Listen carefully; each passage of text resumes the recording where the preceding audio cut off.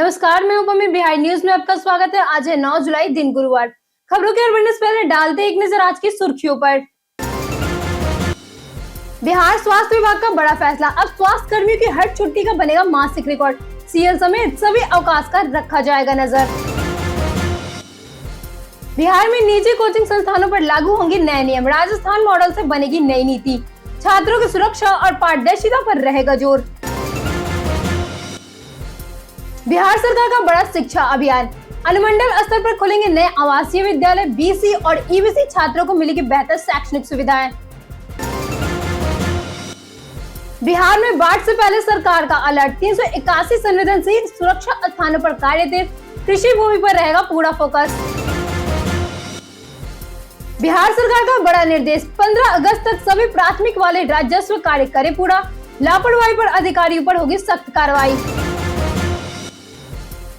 केंद्र सरकार का बड़ा फैसला, लागू हुआ एक छात्र अनेक छात्रवृत्तियां नियम, छात्रों को मिलेगी अधिक वित्तीय सहायता। ब्रिस्टल में होगा चौथा T20 मुकाबला, हार से वापसी की कोशिश करेगा भारत। जाने मैच टाइम और लाइव स्ट्रीमिंग। बढ़ते अब तक की 25 बड़ी खबरों की ओर विस्तार से। रेलवे में 1853 अप्रेंटिस पदों पर बिना परीक्षा भर्ती शुरू। उत्तर मध्य रेलवे ने 1853 अप्रेंटिस पदों पर भर्ती के लिए आवेदन 8 जुलाई 2026 शुरू कर दिया है। इच्छुक उम्मीदवार 8 अगस्त 2026 तक ऑनलाइन आवेदन कर सकते हैं। इस भर्ती में कोई लिखित परीक्षा या इंटरव्यू नहीं होगा। चयन 10वीं और ITI अंकों के औसत से तैयार मेरिट के आधार पर होगा। आवेदन के लिए 10वीं में कम से कम 50% अंक और संबंधित ट्रेड में ITI प्रमाण पत्र आवश्यक है। आयु सीमा 15 से 24 वर्ष 7 जुलाई 2026 के अनुसार निर्धारित की जाएगी। सामान्य OBC EWS के लिए शुल्क 100 रुपए है, जबकि SC ST दिव्यांग और सभी महिला उम्मीदवारों के लिए आवेदन निःशुल्क है। बिहार स्वास्थ्य विभाग ने मनमानी छुट्टियों पर लगाई रोक। बिहार स्वास्थ्य विभाग ने सभी स्वास्थ्य कर्मियों की मनमानी छुट्टियों पर रोक लगाने की नई व्यवस्था लागू की है। अब सभी स्वास्थ्य कर्मचारियों के अवकाश का रिकॉर्ड अनिवार्य होगा और हर महीने छुट्टी की सूची तैयार की जाएगी। SL, CL, NL और अन्य अवकाशों की जानकारी रजिस्टर में दर्ज करनी होगी। विभाग का कहना है कि बिना वैकल्पिक व्यवस्था की छुट्टी लेने से टीकाकरण, मातृ शिशु स्वास्थ्य सेवाएं और ग्रामीण स्वास्थ्य योजनाएं प्रभावित होती है। लापरवाही मिलने पर स्वास्थ्य प्रबंधकों पर कार्रवाई की जाएगी। नई व्यवस्था का उद्देश्य अस्पतालों में कर्मचारियों की उपलब्धता सुनिश्चित कर मरीजों को बेहतर और समय पर स्वास्थ्य सुविधा उपलब्ध कराना है। बिहार कैबिनेट बैठक में 22 एजेंडों पर लगी अंतिम मुहर। बीते दिन बिहार कैबिनेट ने 22 महत्वपूर्ण प्रस्तावों को मंजूरी दी है। 10 इंजीनियरिंग कॉलेज व बिहार अभियंत्रण विश्वविद्यालय के 76 शैक्षणिक पद सृजित होंगे। जल जीवन हरियाली अभियान के तहत 500 मेगावाट रूफटॉप सोलर परियोजना को स्वीकृति मिली है। विक्रमशिला सेतु की मरम्मत पर 126.25 करोड़ खर्च होंगे। मुख्यमंत्री निश्चित स्वयं सहायता भत्ता योजना 2030 से 2031 तक बढ़ा दी गई है। साथ ही कृषि, डिजिटल एग्रीकल्चर और खाद्य सुरक्षा योजनाओं को भी मंजूरी दी गई। मधुबनी, मुंगेर और मुजफ्फरपुर में केंद्रीय विद्यालयों के लिए भूमि उपलब्ध कराई जाएगी। साथ ही एम्स पटना विस्तार, मत्स्य अवसंरचरण निगम तथा पटना से मुजफ्फरपुर, बेगूसराय, आरा और गया तक RRTS परियोजना के DPR को भी मंजूरी मिली है। बिहार के निजी कोचिंग संस्थानों पर जल्द लागू होंगे नए नियम। बिहार सरकार निजी कोचिंग संस्थानों के लिए नई कोचिंग नीति लागू करने की तैयारी में है, जिससे अगले 1 से 1.5 महीने में लागू करने का लक्ष्य रखा गया है। शिक्षा मंत्री मिथिलेश तिवारी ने बताया कि सभी कोचिंग संस्थानों को तय नियम और कानूनी प्रावधानों के तहत संचालित होना होगा। नीति का उद्देश्य पारदर्शिता बढ़ाना, छात्रों के हितों की सुरक्षा और संस्थानों की जवाबदेही सुनिश्चित करना है। राजस्थान कोचिंग नीति के अध्ययन कर बिहार के अनुसार प्रावधान शामिल किए जाएंगे। नई नीति में पंजीकरण, मॉडल कोड ऑफ कंडक्ट, सुरक्षा, बुनियादी सुविधाएं और गुणवत्तापूर्ण शिक्षा वातावरण को विशेष महत्व दिया जाएगा। बिहार में पिछड़ा वर्ग छात्रों को मिलेगी शिक्षा की नई सुविधा। बिहार सरकार ने पिछड़ा, BC और अत्यंत पिछड़ा वर्ग EBC के छात्रों की शिक्षा को मजबूत करने के लिए कई बड़ी योजनाओं की घोषणा की है।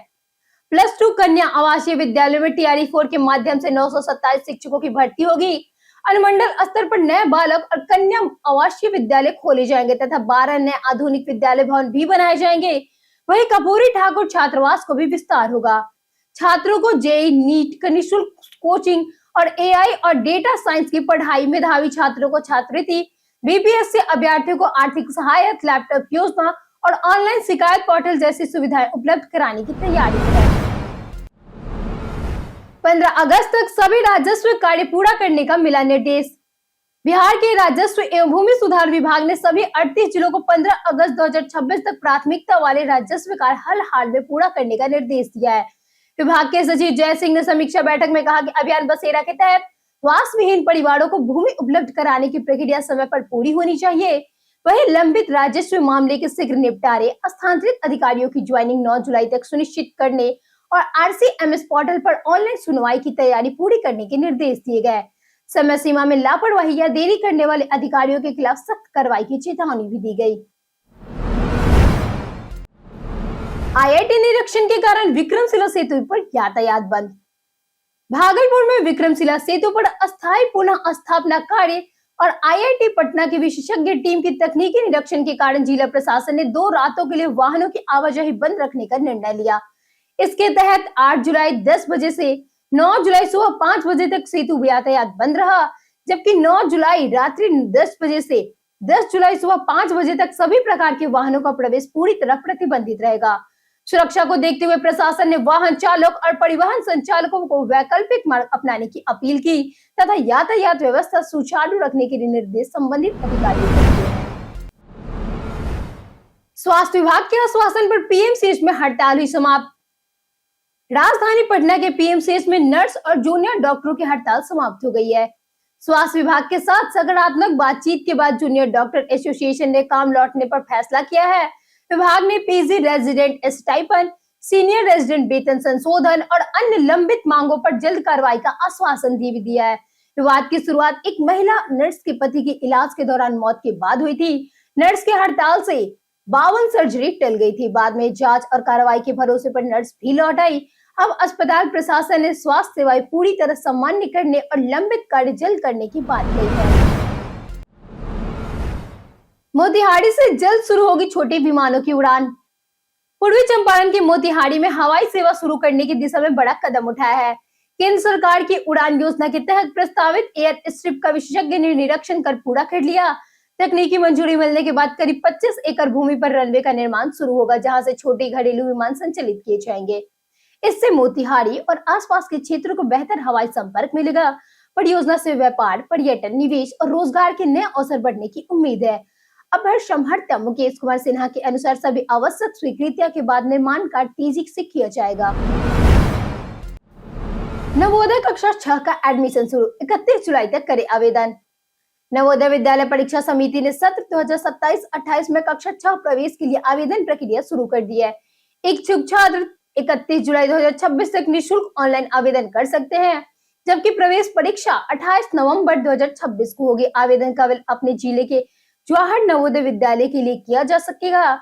पात्रता के अनुसार छात्र ने कक्षा 3, 4 और 5 किसी मान्यता प्राप्त सरकारी, सहायता प्राप्त या मान्यता प्राप्त स्कूल से पूरी किया। आवेदन के लिए निवास प्रमाण पत्र, जन्म तिथि प्रमाण पत्र, स्कूल प्रमाण पत्र, फोटो, हस्ताक्षर और आवश्यक श्रेणी या ग्रामीण प्रमाण पत्र जैसे दस्तावेज जरूरी है। बिहार में नौका घाटों की बंदोबस्ती अब होगी खुली नीलामी से।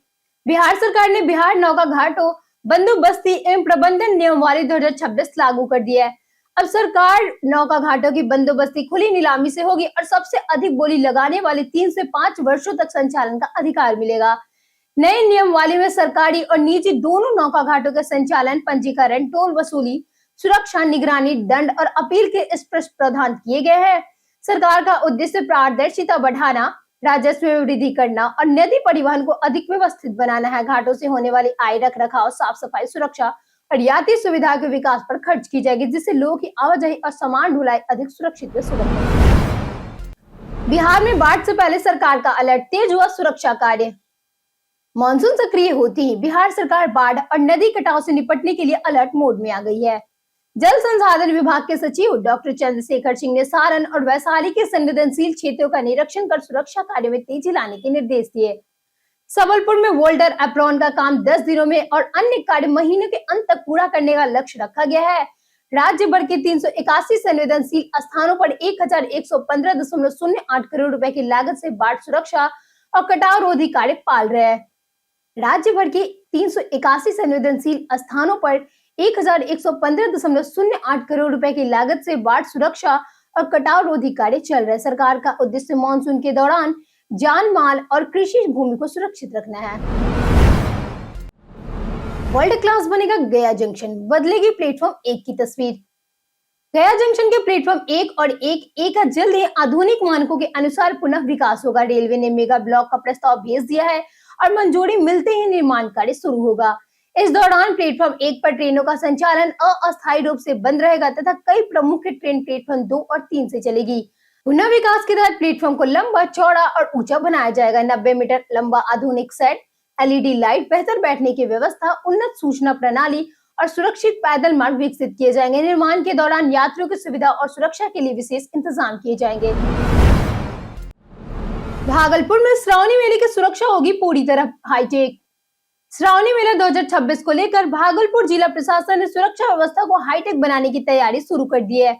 प्रशासन ने नगर निगम को शहर और प्रमुख गंगा घाटों पर लगे सभी CCTV कैमरा को दुरुस्त करने तथा खराब कैमरों की तत्काल मरम्मत करने का निर्देश दिया। 30 जुलाई से 29 अगस्त तक चलने वाले मेले में बड़ी संख्या में कांवड़ियों और श्रद्धालुओं की भीड़ को देखते हुए कंट्रोल सेंटर तक कैमरों का फुटेज निर्बाध पहुंचाने पर जोर दिया गया। इससे भीड़ नियंत्रण, यातायात प्रबंधन और सामाजिक तत्वों पर निगरानी और आपात स्थिति में त्वरित कार्रवाई सुनिश्चित की जा सकती है। ग्रामीण के आंदोलनों के बाद नेपाल ने खोला डिजिटल भंसार कार्यालय। नेपाल के भिस्वा बॉर्डर पर ग्रामीण के आंदोलन के बाद डिजिटल भंसार कार्यालय शुरू कर दिया गया, जिससे भारतीय वाहनों की नेपाल में आवाजाही आसान होगी। अब भारतीय 4 पहिया वाहनों की एंट्री और भंसार की प्रक्रिया सीमा पर ही पूरी होगी तथा केवल एंट्री दर्ज कराकर वाहन नेपाल में लगभग 9 किलोमीटर तक बिना अतिरिक्त शुल्क के जा सकते हैं। पहले इस प्रक्रिया के लिए वीरगंज जाना पड़ता था, जिससे समय और पैसे दोनों की बर्बादी होती थी। स्थानीय लोगों ने इस फैसले का स्वागत करते हुए इसे सीमावर्ती क्षेत्रों के लिए बड़ी राहत और लंबे समय से लंबित मांग पूरी होने वाला कदम बताया। खान सर की अग्रिम जमानत पर 10 जुलाई को आएगा फैसला। पटना सिविल कोर्ट ने चर्चित शिक्षक फैजल खान उर्फ खान सर की अग्रिम जमानत याचिका पर सुनवाई पूरी कर फैसला 10 जुलाई को सुरक्षित रख लिया। कोचिंग संस्थान के बाहर हुई कथित गोलीबारी के मामले में उनके खिलाफ हत्या के प्रयास और आर्म्स एक्ट के तहत केस दर्ज है। फिलहाल उनकी गिरफ्तारी पर अदालत रोक जारी है। सुनवाई के दौरान दोनों पक्ष में सुरक्षा कर्मियों के हथियार के लाइसेंस, घटना और अन्य कानूनी पहलुओं पर दलील पेश की है। अब सभी की नजरें 10 जुलाई के फैसले पर है, जिससे तय होगा कि खान सर को राहत मिलेगी या कानूनी कार्रवाई आगे बढ़ेगी। भरत तिवारी एनकाउंटर पर न्यायिक जांच हुई शुरू। भोजपुर के शाहपुर थाना क्षेत्र के बिलौटी गांव में कथित पुलिस एनकाउंटर में मारे गए भरत तिवारी मामले की न्यायिक जांच तेज हो गई है। राज्य सरकार द्वारा गठित न्यायिक जांच आयोग का कार्यालय आरा में शुरू हो गया। आयोग के अध्यक्ष सेवानिवृत्त न्यायमूर्ति विनोद कुमार सिन्हा ने कार्यालय का उद्घाटन कर कामकाज संभाल लिया। आयोग को 6 महीने के भीतर जांच पूरी कर सरकार को रिपोर्ट सौंपनी होगी। पुलिस अधिकारियों, प्रत्यक्षदर्शियों और पीड़ित समेत सभी संबंधित पक्षों के बयान दर्ज किए जाएंगे। आयोग ने निष्पक्ष, पारदर्शी और साक्ष्यों के आधार पर जल्द पूरी करने का भरोसा दिया। बिहार में शराब तस्करी पर बड़ी कार्रवाई, लाखों की खेप हुई जब्त। बिहार में शराब तस्करी के खिलाफ 2 बड़ी कार्रवाई की गई। मधुबनी के हरलाखी में भारत नेपाल सीमा पर गंगौर SSB कैंप के जवानों ने 60 लीटर नेपाली शराब के साथ एक तस्कर को गिरफ्तार कर उसके साथ हीरो स्प्लेंडर बाइक भी जब्त की गई। आरोपी नेपाल से शराब लाकर भारत में सप्लाई करने जा रहा था। वहीं दरभंगा के मनीगाछी थाना क्षेत्र में पुलिस ने छापेमारी कर 417 लीटर शराब बरामद की, जिसकी कीमत करीब 8,34,000 बताई जा रही है। पुलिस को देखकर 2 तस्कर फरार हो गए। दोनों के खिलाफ केस दर्ज है और पूरी तस्करी नेटवर्क की जांच कर रही है। जाने आज कैसा रहेगा बिहार के मौसम का मिजाज। मौसम विभाग के अनुसार आज बिहार में मानसून पूरी तरह सक्रिय रहने की संभावना है। उत्तर पश्चिम बिहार के कई जिलों, खासकर गोपालगंज और पूर्वी चंपारण में भारी बारिश को लेकर ऑरेंज अलर्ट जारी किया गया है। वहीं पटना समेत राज्य के अन्य हिस्सों में गरज चमक के साथ हल्की से मध्यम बारिश होने के आसार है। बारिश से लोगों को गर्मी से राहत मिलने की संभावना है, लेकिन कुछ क्षेत्रों में जल भराव की स्थिति बन सकती है। राज्य में अधिकतम तापमान करीब 33 डिग्री सेल्सियस और न्यूनतम तापमान की बात करें तो न्यूनतम तापमान लगभग 28 डिग्री सेल्सियस रहने का अनुमान है। चुनाव से पहले जेडीयू ने घोषित की नई प्रदेश कमेटी। बिहार विधानसभा चुनाव से पहले जेडीयू ने अपनी नई प्रदेश कार्यकारिणी की घोषणा कर संगठन को मजबूत करने की तैयारी तेज कर दी है। पार्टी ने 38 महासचिव, 12 प्रदेश उपाध्यक्ष, 34 प्रदेश सचिव, 9 प्रदेश प्रवक्ता और 1 कोषाध्यक्ष की नियुक्ति की है। एमएलसी ललन कुमार को सराफ का प्रदेश कोषाध्यक्ष बनाया गया, जबकि नीरज कुमार को एक बार फिर मुख्य प्रवक्ता की जिम्मेदारी सौंपी गई। अंजुम आड़ा, शंभू कुशवाहा, अरुण वर्मा और सुमित कुमार सिंह सहित कई नेताओं को महत्वपूर्ण संगठनात्मक जिम्मेदारी मिली है। नई टीम में विभिन्न सामाजिक वर्ग और क्षेत्रों के नेताओं को शामिल कर चुनावी तैयारी को मजबूत देने पर जोर दिया गया। पटना में राहुल गांधी का छात्र सम्मेलन हुआ स्थगित।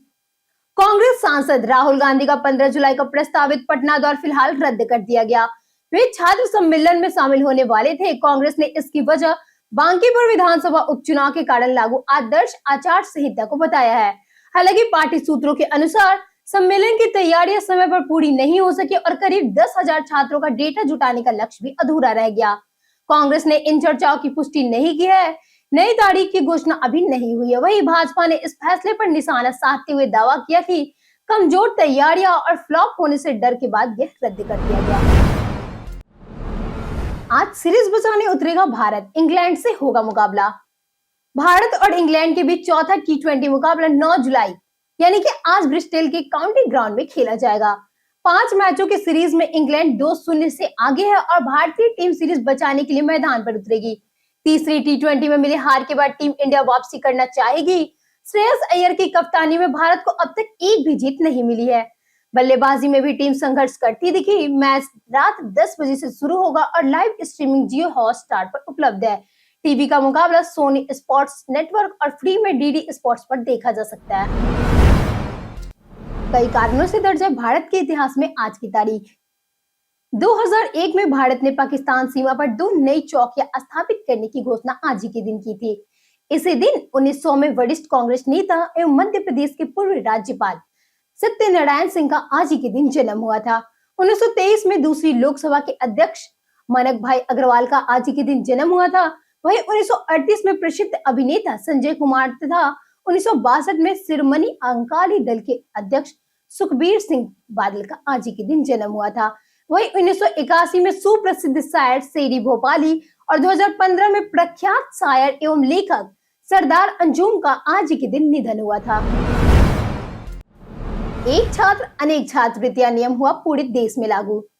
केंद्र सरकार ने राष्ट्रीय छात्रवृत्ति पोर्टल पर बड़ा बदलाव करते हुए शैक्षणिक वर्ष 2026-27 से एक छात्र अनेक छात्रवृत्तियां नियम लागू है।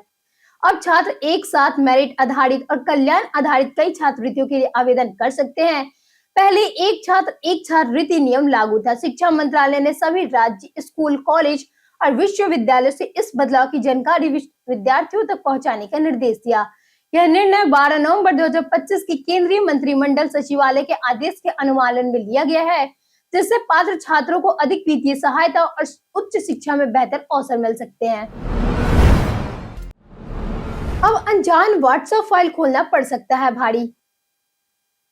CERT इन ने व्हाट्सएप यूजर्स के लिए नए फाइल शेयरिंग स्कीम से सावधान रहने की चेतावनी दी है। साइबर अपराधी PDF, जिप या खासकर APK फाइल के जरिए मालवेयर फैलाकर बैंकिंग जानकारी, पासवर्ड, OTP, कॉन्टैक्ट्स और निजी डेटा चोरी कर रहा है। नकली invoice, bank statement, text document या पार्सल मैसेज भेजकर लोगों को फंसाया जाता है। सबसे ज्यादा खतरनाक एंड्रॉइड यूजर्स को है। CERT इन ने सलाह दी है कि अनजान नंबरों से आई फाइल डाउनलोड ना करें, APK इंस्टॉल ना करें, संदिग्ध लिंक से बचे और व्हाट्सएप और फोन अपडेट रखें तथा गूगल प्ले प्रोटेक्ट चालू रखें। गलती से फाइल खुलने पर तुरंत इंटरनेट बंद रखें। हम प्रतिदिन आपसे 7 ऐसे जरूरी सवाल और उसके जवाब बताएंगे जो कि BPSC, बिहार पुलिस दरोगा समेत SSC जैसे अन्य प्रतियोगी परीक्षाएं में काम आएंगे। सवाल इतिहास, बिहार स्पेशल, विज्ञान, करंट अफेयर्स और भूगोल से रहेंगे। पूछेगा 7 सवाल में आपने कितना सही उत्तर दिया हमें कमेंट करके जरूर बताएं। सवाल है, नालंदा विश्वविद्यालय शिक्षा का माध्यम क्या था? A Sanskrit, B Brahmani, C Hindi, D पाली। हमारा सही उत्तर है D पाली। हमारा दूसरा सवाल है, बिहार में वहाबी आंदोलन किस वर्ष शुरू हुआ था? A 1831, B 1841, C 1821, D 1836। हमारा सही उत्तर है C 1821। हमारा तीसरा सवाल है, बिहार में डोलामाइट के लिए प्रसिद्ध जिला कौन सा है? A गया, B Rohtas, C Aurangabad, D Munger. हमारा सही उत्तर है B रोहतास। हमारा चौथा सवाल है, इनमें से कौन सी नदी गंगा से नहीं मिलती है? A Gandak, B Son, C Saryu, D Bagmati. हमारा सही उत्तर है बी सोन। हमारा पांचवा सवाल है, इनमें से कौन सा प्रदेश भारत का सबसे बड़ा बॉक्साइट का उत्पादक है? ए गुजरात, बी राजस्थान, सी उड़ीसा, डी मध्य प्रदेश। हमारा छठा सवाल है, 2018 राष्ट्रमंडल खेलों का आयोजन कहाँ हुआ था? A Canada, B England, C Australia, D Bharat. हमारा सही उत्तर है सी ऑस्ट्रेलिया। हमारा सातवां सवाल है, इंद्रावती राष्ट्रीय उद्यान किस प्रदेश में है? ए छत्तीसगढ़, बी उड़ीसा, सी मेघालय, डी उत्तराखंड। हमारा सही उत्तर है ए छत्तीसगढ़। बीते दिन हमारे द्वारा पूछे गए सवालों का जवाब आप लोगों में से बहुत लोगों ने हमारे कमेंट सेक्शन में लिख कर दिया है। जिन्होंने हमारे द्वारा पूछे गए सवालों का जवाब दिए हैं उनके नाम है रमाशंकर सिंह, सुजय कुमार, राधिका सिंह, गीता देवी, राजकुमार यादव, सीजे घायल, कृष्णा प्रसाद, राजेश माझी, सुधा देवी, राकेश कुमार सिंह, प्रवेश अंसारी, राजेंद्र तंती, आयुष राज, अनवर खान, अनुज कुमार, विनोद शाह, हरेंद्र सिंह, राकेश कुमार, अबोध कुमार, पिंटू शर्मा, रमेश सिंह, संजय कुमार शर्मा, अमरजीत कुमार सिन्हा, मुन्ना पासवान, पवन कुमार और रंजय तिवारी। इसी के साथ बढ़ते हैं आज के सवाल की ओर। आज का सवाल है, क्या बिहार के सरकारी स्कूलों की गुणवत्ता बेहतर हुई है? आप अपना जवाब हमें हमारे कमेंट सेक्शन में लिखकर जरूर बताएं। आज के लिए इतना ही। बिहार की तमाम खबरों के साथ बने रहने के लिए देखते रहिए बिहारी न्यूज। और साथ ही अगर आप यूट्यूब चैनल पे देख रहे हो तो चैनल को सब्सक्राइब करें, और अगर आप फेसबुक पेज पे देख रहे हो तो लाइक और फॉलो जरूर करें।